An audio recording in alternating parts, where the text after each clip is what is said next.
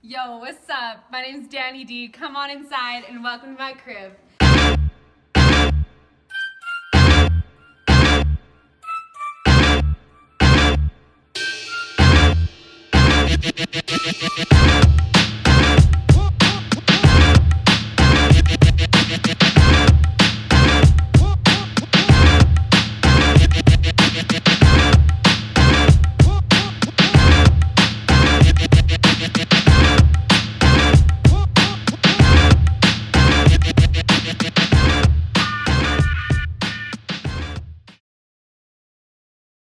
What is up? What is up, you guys? Danny D here.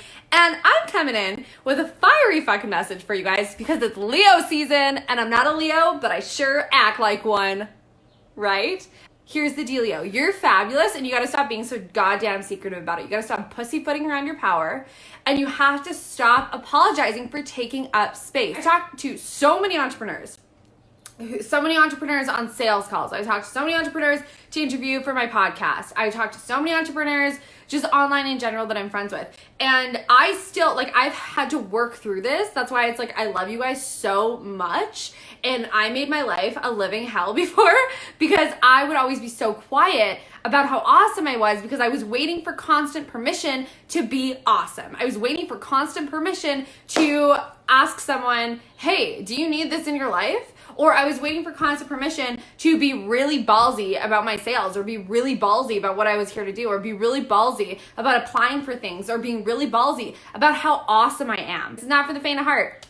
This is a fiery fucking message. It's gonna be quick, it's gonna be simple, it's gonna kick you in your ass. Stop pussyfooting around your power because here's the thing. You need to walk into these conversations like you own the place because you do. This is your life.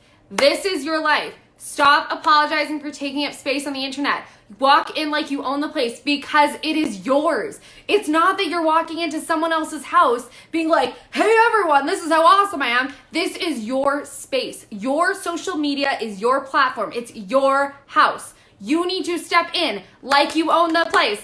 I like to clap when I get excited. I'm making a point with my clapping, okay? This is what we do. We want to apologize because in a sales conversation, we feel so guilty. We don't want to peer pressure people. We don't want to force someone to buy from us. We don't want to feel salesy and sleazy, and we don't want to post too much on the internet because God forbid, what if someone gets mad? Then we feel like we're underqualified or we feel like we're too much or whatever, or we feel imposter syndrome. Here's the thing, imposter syndrome comes from you being so obsessed with everyone else. Imposter syndrome comes from people-pleasing patterns. Imposter syndrome comes from you being way more obsessed about what everyone else thinks about you than what you actually do online. I'm just oh, I have so much to say. When you are in a sales conversation or you're feeling salesy or sleazy or you think you post too much online or God forbid you email your list too much, you feel oh my God, I'm intruding. Oh dear God, I'm intruding on someone else's life. You feel like you're walking into someone's house being listen to me, which you're not. And you want to know why? Here's one thing that we all forget about internet when we're in the internet marketing world. There's two people in the relationship.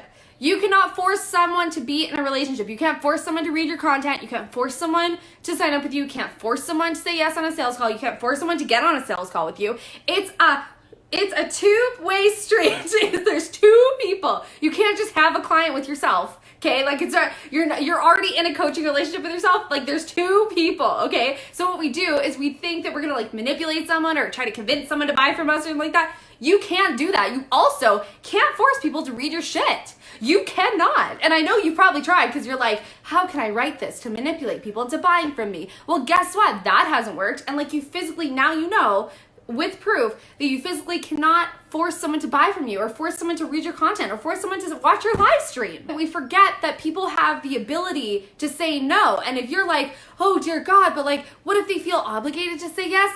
You know what? That's not your problem because that's their people-pleasing shit coming up. And if you feel you're in a relationship with someone, either on a live stream and someone starts pitching, say I'm sign up to work with me now, and you get weird and uncomfortable and want to jump off the live stream, then guess what? That's your own obligation shit because you're not obligated to say yes to anyone. If you're sitting there being I get really weird when people pitch to me. I get really weird when people tell me about their work. I get really weird when people slide into my DMs. It's because you feel obligated to sit there and stand there and listen to them. But guess what? You don't have to listen to anyone. You are not forced. You are not chained. You are not stuck.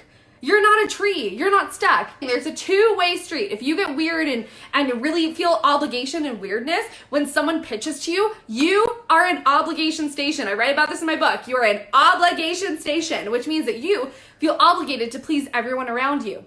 You're probably the same person, because this is me, you're probably the same person at a restaurant that won't send the food back if it doesn't meet your liking. To them, to the people that you're sending the food back with, they're like, oh yeah, no big deal, let me just fix it. But you're like, you sit there, or you're sitting at a dinner table and you're like, oh, I really want to put salt on my meal, but no one else is grabbing salt, so I'm gonna sit here, and instead of just removing the emotional charge, putting salt on my meal, putting it back down, not making it a big deal, I'm gonna create a chaos-filled situation where I'm just sitting there obsessing about everyone.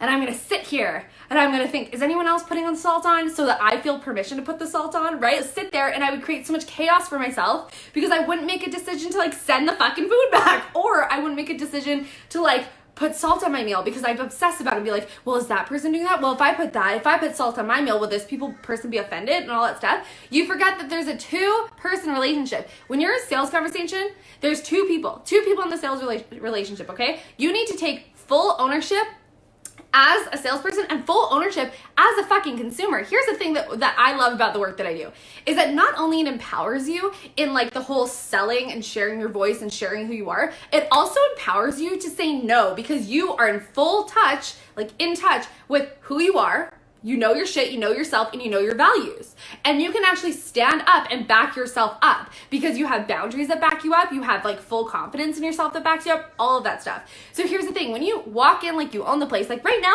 I ain't apologizing for being on your guys' like news feed, and I could talk all day long and you are not obligated to watch me. Like that's the thing, is like you walk in like you own the place. There's this beautiful thing about social media that there's like an unfollow button. There's like a delete button. There's like all these fun buttons that like someone can opt out of being in your space.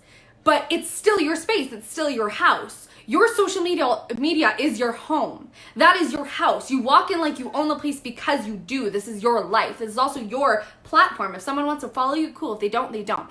I stopped getting really butthurt when people that I know in real life, IRL, right? Like what is that? People who I know in real life stop following me. I stopped being butthurt about it, because I'm like, that's fine. This is my social media platform and I'm using it for this reason. I'm not going to be butthurt if you unfollow me. I also have gotten in conversations with my family members where they're like, you post too much, you do this. And I physically told my brother, I was like, I'm so sorry, but like, I don't wake up every single morning and I'm not like, God, what does my brother need to hear about like being an empowered woman today? Like, what does he need to hear? Oh, like all I do is like wake up and I just think, what does my dad need to hear from me today? It's like, no, I'm here because I'm writing for who I'm fucking writing for. I'm here because I'm live streaming for the people who need this message. My mom doesn't need this message. I don't need to send this directly to her. She might be like, oh, I love it, but like she doesn't need this message. She's not even in the industry. She's not doing what I want to do, or like what I'm teaching, or like what I do, right? It's like you have to remind yourself what you are here to do.